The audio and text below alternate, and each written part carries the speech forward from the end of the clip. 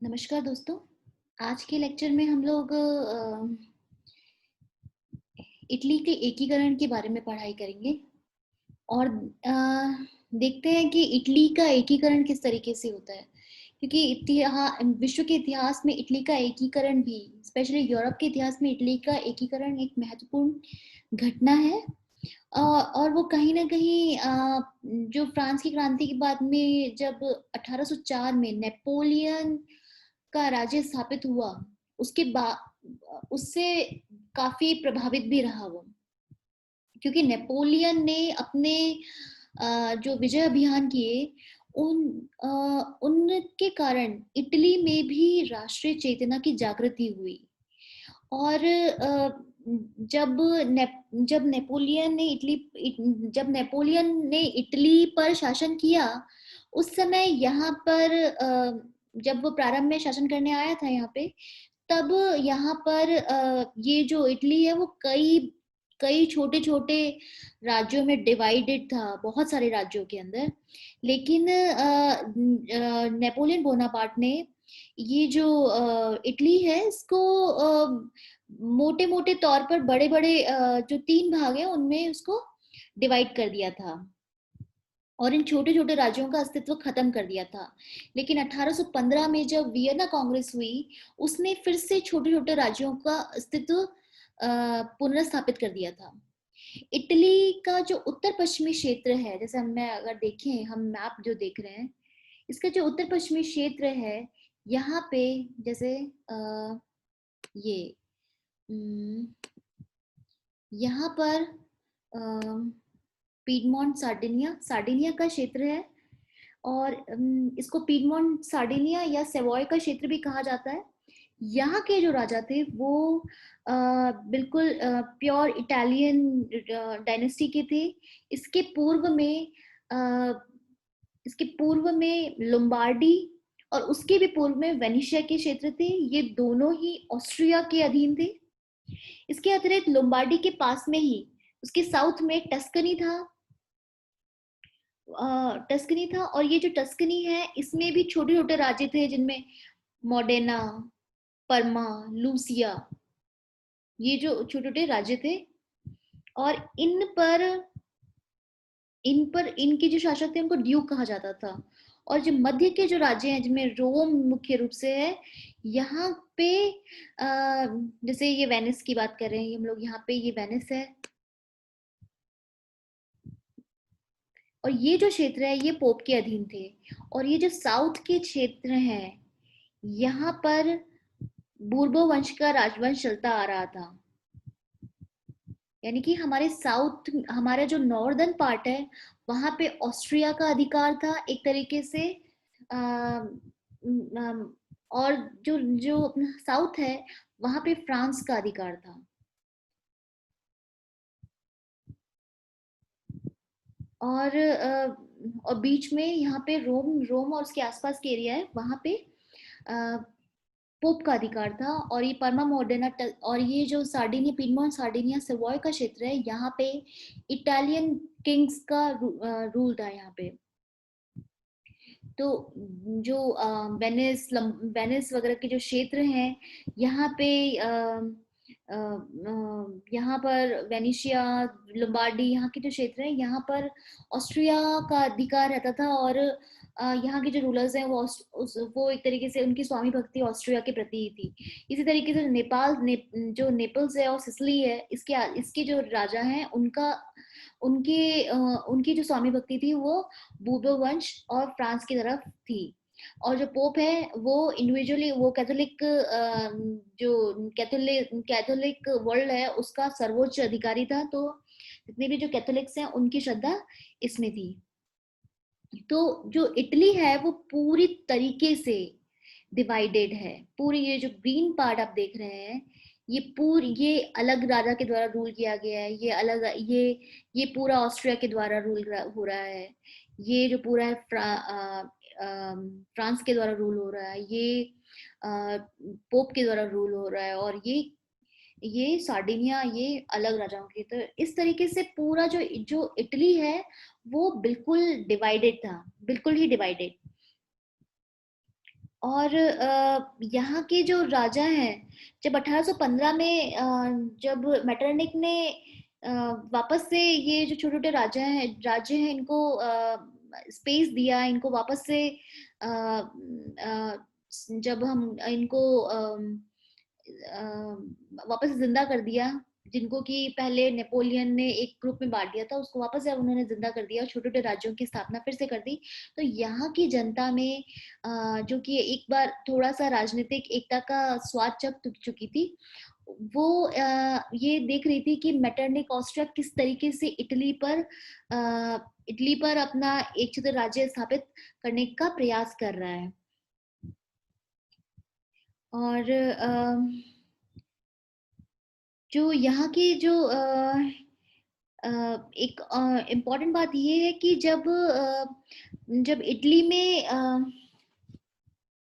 France, जब Napoleon Bonaparte खत्म हो गया 1815 के बाद में, उसकी शक्ति खत्म हो गई, उसके बाद में जो यहाँ के जो इटली के जो राज्य लोग हैं वो ये जानते थे कि यद्यपि नेपोलियन बोनापार्ट खत्म हो गया है, तब भी बोर्बो वंश का शासन है, क्योंकि इसको हटा करके, बोनापार्ट को हटा करके नेपोलियन बोनापार्ट को बोर्बो वंश की पुनः स्थापना कर दी गई थी। तो बोर्बो वंश को जब तक उखाड़ फेंका नहीं जाता तब तक उन्हें राजनीतिक एकता प्राप्त नहीं हो सकती है। और इस राजनीतिक एकता प्राप्त करने के लिए कई बार अलग अलग गुप्त क्रांतिकारी दल भी बनाए गए, जिनमें से एक कार्बोनरी नाम की संस्था जो थी वो बहुत ही ज्यादा पॉपुलर थी। इसके अतिरिक्त कुछ लोग थे जिन्होंने बहुत इम्पोर्टेंट रोल प्ले किया, बहुत ही इम्पोर्टेंट रोल प्ले किया इटली इटली में राजनीतिक एकता की भावना को जागृत करने में। इनमें से है मैजनी। मैजनी बहुत ही इम्पोर्टेंट है, और ये फ्रांस में जो होने वाली जो फ्रांस की जो क्रांति है, और जनता की संप्रभुता की बात जो फ्रांस में पॉपुलराइज हुई, प्रचलित हुई, उसकी वो बात, उससे वो बहुत ज्यादा प्रभावित था। और वो ये चाहता था कि जनता का शासन स्थापित हो। जनता का शासन स्थापित होने के लिए जरूरी है कि जो इटली इतना ज्यादा डिवाइडेड है, इतने राज्यों के अंदर डिवाइडेड है, उसे अब उसको एक कर दिया जाए, उसका एकीकरण कर दिया जाए। और उसने अपने टाइम पीरियड में बहुत सारे ऐसे क्रांतिकारी साहित्य को का स्टडी किया था उसने, और इसी कारण उसके जो विचार थे वो भी क्रांतिकारी हो गए थे, और बाद में इवेंचुअली वो खुद भी कार्बोनरी, जो गुप्त क्रांतिकारी दल था, संस्था थी, कार्बोनरी का सदस्य बन गया था। उसी ने बाद में यंग इटली की संस्था की भी स्थापना की, और यंग इटली ने अपनी शाखाओं के द्वारा द्वारा राजनीतिक जागृति लाने में, जनता को राजनीतिक एकता के प्रति जागरूक करने की में एक बहुत इंपॉर्टेंट रोल प्ले किया। और इससे प्रभावित होकर के, इस संस्था से प्रभावित होकर बहुत सारे लोग इस संस्था से जुड़ गए, इसके सदस्य बन गए। ऐसा कहा जाता है कि 1833 तक आते आते ये जो यंग इटली के सदस्यों की संख्या 60,000 के आसपास हो गई थी। और वो जो मेज़नी है वो एक विजनरी था। वो ये मानता था कि युवाओं को नेतृत्व देना होगा राजनीतिक एकता को बनाने के लिए देश की। और इसके लिए सबसे इम्पोर्टेंट बात यह है कि हमें यहाँ की व्यवस्था में सुधार लाना पड़ेगा। जब तक हम अपने इस यहाँ की व्यवस्था में सुधार नहीं लाएंगे, तब तक हम ना तो उन्नति कर सकते हैं, न ही हम सभी जगह प्रतिष्ठा प्राप्त कर सकते हैं। हमारी जो जो परंपराएं हैं, रोमन सभ्यता के कारण शानदार परंपराएं रही हैं, लेकिन अब उनका कोई अस्तित्व नहीं है। और उस अस्तित्व न होने का कारण ये है कि जो इटली है वो अलग अलग राज्यों के प्रभाव में है, एक राज्य नहीं है वो उत्तर में ऑस्ट्रिया के प्रभाव में है, तो दक्षिण में वो फ्रांस के प्रभाव में है। सार्डिनिया का अपना एक विजन है, और पोप राज्य है, वो उनका एक अपना अलग अलग विजन है। तो ये सब लोग अलग अलग हैं, इसलिए ये देश के लिए सही नहीं है, और इसीलिए हमारा कोई राष्ट्रीय अस्तित्व नहीं है। इसलिए हमें संगठित होना ही होगा और अगर हम संगठित नहीं होंगे तो हमारा जो देश है वो उन्नति नहीं कर सकता है। इसलिए उसने राष्ट्रीय एकीकरण की बात कही और उसको प्रोत्साहित किया। उसने देश प्रेम और बलिदान की भावनाओं को लोगों में एक तरीके से मोटिवेट किया उसने, और वो खुद गणतंत्र का समर्थक था। गणतंत्र का मतलब मैंने पहले भी आपको बताया था अपने प्रीवियस जो लेक्चर है उसके अंदर। गणतंत्र का मतलब ये है कि राजा जो है, राजा यानी कि जो सर्वोच्च पद है वो वंशानुगत न होकर के जनता के द्वारा चयनित होगा, सिलेक्शन होगा उसका चुनाव के द्वारा। तो जो बहुत सारे जो राजवंश हैं वो इस विचारधारा को पसंद नहीं करते, क्योंकि वो जानते थे कि जैसे ही गणतंत्र की स्थापना हो जाएगी तो उनके जो पद हैं वो सुरक्षित नहीं रह पाएंगे। इस प्रकार जो जो मैजनी है उसने बहुत इम्पोर्टेंट रोल प्ले किया इटली में राजनीतिक जागृति को प्रसारित करने में, और वो एक तरीके से इटली के स्वाधीनता संघर्ष का अग्रदूत बन गया। हाँ, यद्यपि 1848 की क्रांति हुई, फ्रांसीसी क्रांति का प्रभाव इटली पर भी पड़ा, और यहाँ के जो जो लोग हैं, जो देश प्रेम करने वाले जो लोग हैं, उन्होंने फिर से स्वतंत्रता प्राप्त करने का प्रयास किया, लेकिन उन्हें कोई बहुत ज्यादा सफलता नहीं मिली। लेकिन 1848 की क्रांति के बाद में जब मेटरनिक का पतन हो गया, उसके बाद में उनका मोटिवेशन जो है वो बढ़ गया कि अब हम शायद संभवतः हमारी जो जो राजनीतिक जो विभाजन अभी तक हो रखा है उसमें शायद कुछ बदलाव हो, क्योंकि मेटरनिक के पतन के बाद में ऑस्ट्रिया कंपैरेटिवली कमजोर हो गया था।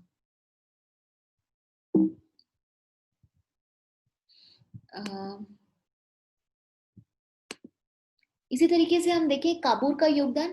काबूर जो है वो एक बहुत ही इम्पोर्टेंट रोल है, मैं ये कहूंगी कि सबसे इम्पोर्टेंट व्यक्ति है, क्योंकि उस व्यक्ति ने अपनी सूझबूझ और समझ से इटली के एकीकरण में बहुत बड़ा कंट्रीब्यूशन दिया। वो हालांकि एक कुलीन परिवार का व्यक्ति था और उसने अपना जीवन एज अ मिलिट्री ऑफिसर शुरू किया था। बाद में वो राज सत्ता का समर्थक बन गया, और कहीं ना कहीं वो इंग्लैंड की जो संसदीय प्रणाली या पार्लियामेंट्री सिस्टम है उससे प्रभावित था, और अपनी योग्यता के आधार पर धीरे धीरे वो देश की संसद का सदस्य बन गया। और 1852 में वो पीडमोंट का प्रधानमंत्री बन गया, और जैसे वो प्रधानमंत्री बना उसने उसने पीडमोंट की उन्नति की तरफ कार्य किया, और उसने ये उसने जैसे जैसे परिस्थितियां बनती गई उस उन परिस्थितियों के अकॉर्डिंग उसने अपना कार्य शुरू कर दिया, ताकि जो इटली है वो अब विभाजित नहीं रहे, बहुत ज्यादा देर तक विभाजित ना रह सके। तो इसलिए एक बहुत ही इम्पोर्टेंट रोल प्ले किया कैबूर ने। उसने एक मजबूत गृह नीति अपनाई, और मजबूत गृह नीति अपनाई, एक आदर्श फार्म्स खोले, कृषि समितियों की स्थापना की, जिसके कारण जो किसान है उनकी स्थिति थोड़ी सी अच्छी हो गई, और साथ ही साथ में बहुत सारे ऐसे सुधार किए, जैसे चुंगी दरों में कमी हुई, वित्तीय सुधार किए गए, ये सब कार्य किए गए, जिससे जिससे लगने लग गया कि काबूल के नेतृत्व में पीडमोंट सार्डिनिया ही जो इटली को राजनीतिक एकता पाने के लिए जो नेतृत्व है वो दे सकता है। इसी तरीके से पीडमोंट सार्डिनिया का ही शासक विक्टर इमानुअल, वो अपने टाइम के जो और यूरोपीय शासक थे उनसे अलग था, क्योंकि उस जो वो टाइम था उससे इतर विक्टर इमानुअल है वो राष्ट्रीयता और लोकतंत्र से प्रभावित था और उसका समर्थक था, जबकि जो दूसरे यूरोपीय राज्य हैं वो अभी भी मध्यकालीन स्थिति में ही रहना चाहते थे, और वो किसी भी तरीके के नए विचार हैं उनको बहुत ज्यादा पसंद नहीं करते थे, उनको प्रोपोगेट नहीं करते थे। और राष्ट्रीयता और लोकतंत्र से लगाव होने के कारण ही उसने इटली के एकीकरण में एक बहुत ही महत्वपूर्ण भूमिका निभाई। वो खुद बहुत उदारवादी था और इसी के कारण यहाँ की जनता है उसने ईमानदार राजा की उपाधि भी उसे दी और भाग्यवश उसे एक योग्य प्रधानमंत्री काबुल के रूप में मिला। इन दोनों के बीच में इतना अच्छा कोऑर्डिनेशन बना कि जब इन्होंने एक कोऑर्डिनेशन के तहत कार्य किया और राष्ट्रीय एकीकरण को गति प्रदान की। इसलिए ऐसा कहा जाता है कि विक्टर इमैनुअल ने बहुत ही क्रूशल रोल प्ले किया इटली के एकीकरण में। अगर इटली का एकीकरण ऐसा कहते हैं कुछ लोग कि अगर इटली का एकीकरण विक्टर इमैनुअल नहीं करता तो शायद थोड़ा सा मुश्किल होता है या बहुत दिनों उसमें थोड़ा टाइम लगता है, लेकिन विक्टर इमैनुअल और काबूल का परफेक्ट कॉम्बिनेशन होने के कारण, इन लोगों का संयोजन समायोजन अच्छा होने के कारण इन लोगों दोनों ने मिलके इटली के एकीकरण का बहुत सारा काम है वो खुद ही कर दिया। इसी तरीके से एक और आंदोलन गुएल्फ आंदोलन चल रहा था जो कि जो कि फ्रांस में जो कि पोप के नेतृत्व में और पोप के नेतृत्व में इटली में एकीकरण करना चाहते थे और साथ ही साथ में जो मैजनी की गणतंत्र की जो भावना है उसके विरुद्ध उन्होंने एक आंदोलन चालू कर दिया था, क्योंकि ये लोग नहीं चाहते थे कि मैजनी का जो जनतंत्रात्मक गणराज्य है वो इटली में स्थापित हो, और क्योंकि उन्हें इस जनतंत्रात्मक गणराज्य की गणतंत्र की भावना में सामाजिक क्रांति और खुद की संपत्ति के लिए खतरा दिखाई देता था। इसलिए इन लोगों ने मिलकर के एक नव गुएल्फ आंदोलन प्रारंभ किया और इसमें इस आंदोलन का जो मुख्य उद्देश्य था वो ये था कि पोप के नेतृत्व में इटली के जो राज्य हैं वो मिलकर एक संघ बनाए और ऐसा विश्वास किया जाता था कि जो पोप है वो ही इटली के एकीकरण के लिए संघर्ष का नेतृत्व करेगा और पोप ही एक तरीके से नेतृत्व प्रदान करेगा। और जब 1846 में एक ऐसा व्यक्ति पोप के रूप में बैठा, आसन पर बैठा, जो कि उदारवादी था और उसने बहुत सारे उदारवादी कार्य भी किए और उसने भाषण और लेखन की स्वतंत्रता दी। इससे लोगों में आशा बन गई कि ये जो लोग हैं जो पोप के नेतृत्व में शायद संभवतः आंदोलन प्रारंभ होगा। तो ये इस समय की स्थितियां थी। काबूल, मैजनी, गैरिबॉल्डी जो है वो मैजनी का ही शिष्य था और वो भी गणतंत्र का समर्थक था। उनका भी बहुत इंपॉर्टेंट रोल नेपल्स और सिसिली के राज्यों को एकीकरण में शामिल करने में है। तो काबूल, मैजनी, विक्टर इमैनुअल, गैरिबाल्दी, इन सब का बहुत इंपॉर्टेंट रोल हम आगे जब इटली के चरणों के बारे में पढ़ेंगे तब इनके बारे में और डिटेल में अध्ययन करेंगे। तब तक के लिए धन्यवाद।